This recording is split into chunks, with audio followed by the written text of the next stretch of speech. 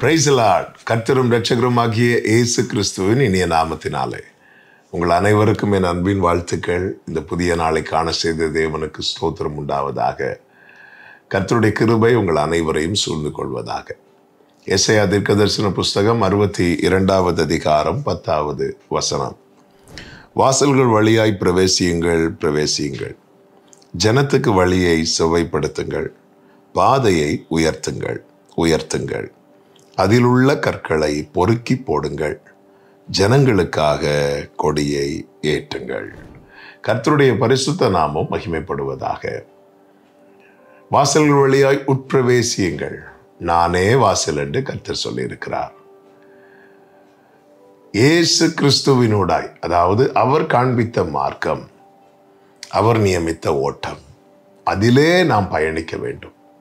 பாதையை உயர்த்தி அதில் உள்ள கற்களை பொறுக்கி போடுங்கள் என்று வேதம் தெளிவாய் சொல்லுகிறது. நாம் பயணிக்கும்படிக்கு பொதுவாகவே பார்த்தீங்கன்னா, பயணிக்கிற பாதையில் கற்கள் இருந்தால் அந்த பாதை என்ன ஆகும் அப்படின்னா, நம்முடைய ஓட்டம் ஒன்று ஸ்லோவாகும், இன்னொன்று காயம் ஏற்படும், தடுமாற்றம் உண்டாகும், இடறி கீழே விழுவதற்கு கூட அது ஏதுவாக இருக்கும்.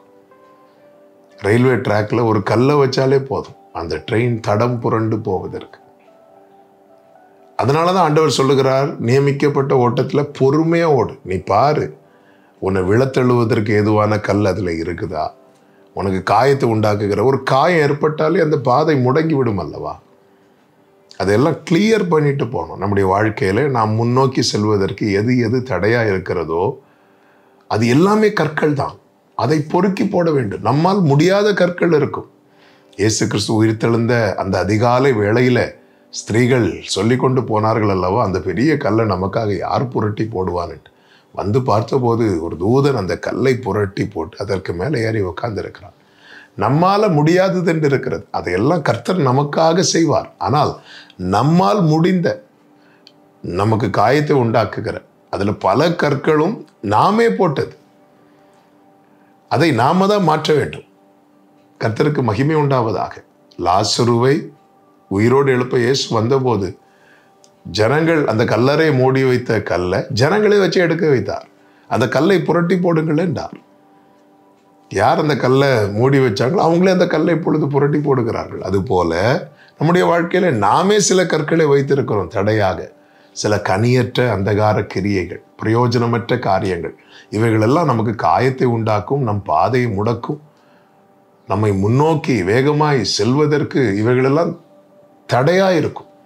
எனவே அப்படிப்பட்ட காரியங்களை எல்லாம் நம்முடைய பாதையை உயர்த்தி, அதாவது நம்ம கண்ணுக்கு முன்னாடி வச்சு பார்த்து, எது எது என் ஓட்டத்தை முடக்குது, எது எது எனக்கு காயத்தை உண்டாக்குறது, எது எது என்னுடைய அந்த வேகத்தை குறைக்குது, அது எல்லாவற்றையும் அப்புறப்படுத்தி விட்டு நியமித்த ஓட்டத்திலே முன்னோக்கி செல்வோம். நாம் இதை செய்யும் போது ஒரு பெருங்கூட்டத்துக்கு நாம் என்ன செய்கிறோம் தெரியுமா? வழியை ஆயத்தப்படுத்துகிறோம். ஜனங்களுக்காக கொடி ஏற்றுங்கள் என்று சொல்லப்பட்டிருக்கிறது. ஆமே, நாம் நம்முடைய பாதையை செவ்வைப்படுத்தும் போது ஒரு பெரும் கூட்டம், இன்னும் சொல்ல வேண்டுமானால் நமக்கு பின்வருகிற நம்முடைய சந்ததி, ஆமேன், அந்த பாதையில நடப்பதற்கு நாம் அந்த ட்ராக்கை எளிதாக்குகிறோம். இஸ்ரவேலர்கள் முதலாவது அந்த மாறாவை டேஸ்ட் பண்ணாங்கல்ல, அது கசப்பாக இருந்துச்சு. அந்த மாறாவை மதுரமாக்குகிற மரத்தை வெட்டி அந்த தண்ணியில் போட்டாங்க. அதன் பிறகு பார்த்தீங்கன்னா அந்த தண்ணி கசப்பே ஆகலை. அந்த தண்ணியில் இருக்கிற கசப்பு தன்மை மாறி அதில் இருக்கிற அந்த மதுரை வெளிப்பட ஆரம்பித்து விட்டது. இதன் பிறகு யார் அந்த தண்ணியை குடித்தாலும் அவங்களுக்கு எந்த டேஸ்ட் மட்டும்தான் தெரியும் அப்படின்னா, அந்த மதுரம் மட்டும்தான் தெரியும். அவங்களுக்கு எது தெரியாது தெரியுமா? கசப்பு தெரியாது. ஏன்னா இதற்கு முன்னாக நடந்தவர்கள் அந்த கசப்பை மாற்றும்படியான செயலை அங்கே செஞ்சுட்டு போயிட்டாங்க. இதே போலதான் சில கற்கள் இருக்கிறது, அதை தூக்கி போடுவோம். நமக்கு பின்னாக வருகிறவர்களுக்கு நாம் இன்று கடினமாய் கஷ்டப்பட்டு நடக்கிற பாதை அவர்களுக்கு அது எளிதாய் மாறும். கர்த்தர் உங்களை ஆசீர்வதிப்பாராக.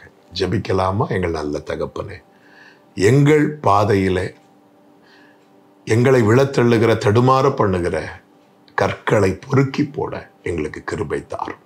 இயேசுவின் நாமத்தில் பிதாவே, ஆமென்.